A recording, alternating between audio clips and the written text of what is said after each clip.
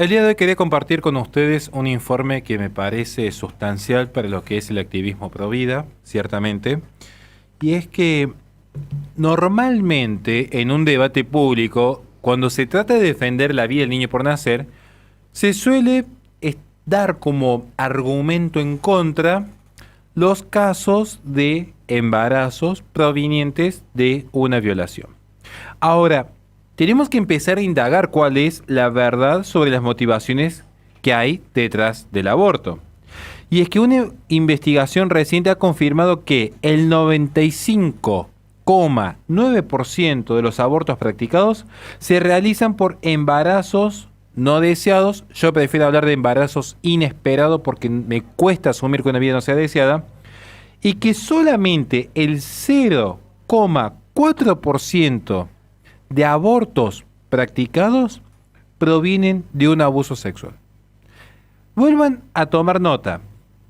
Casi el 96% de los abortos practicados son porque simplemente hubo una situación inesperada. Hay casos de abortos practicados por cuestiones de salud, entre comillas salud.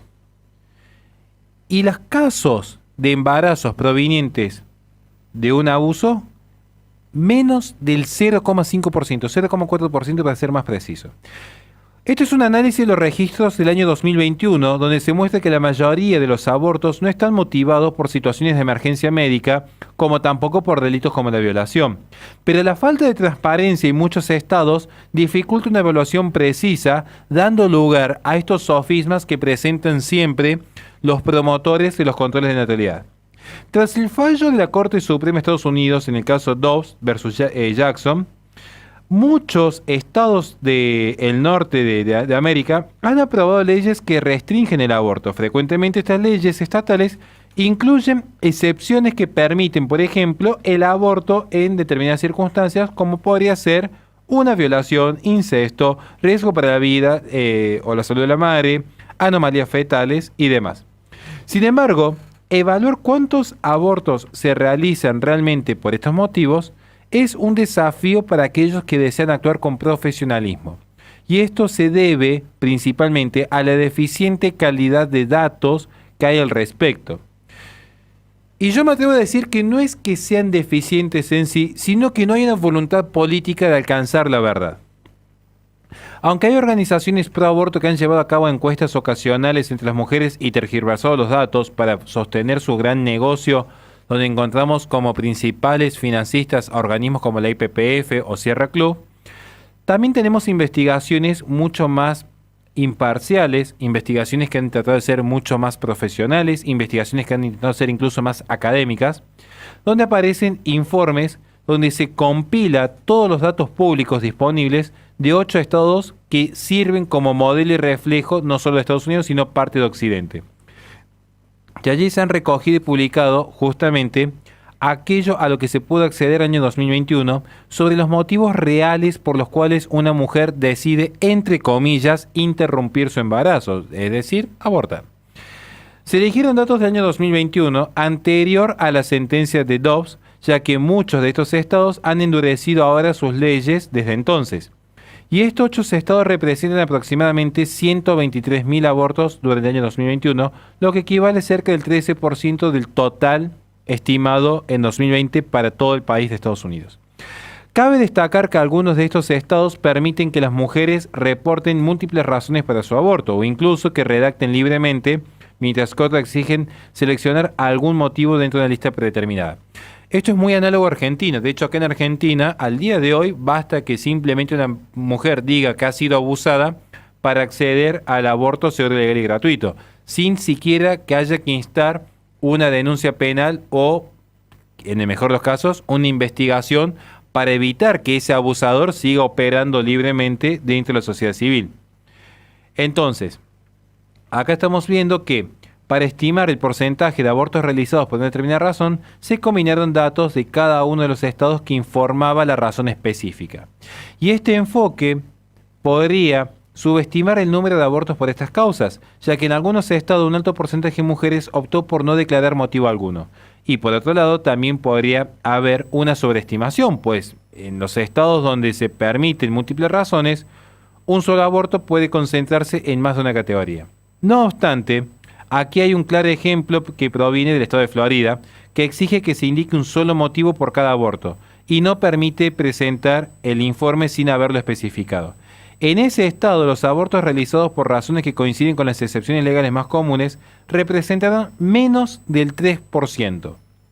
Si las causales, las famosas 3 causales, que es siempre por riesgo en la salud de la madre, malformación genética o embarazo proveniente de un abuso, son menos del 3%, por ejemplo, en el estado de Florida, que es una situación en tanto que cultura occidental idéntica a la que puede haber en Perú, Colombia o Argentina.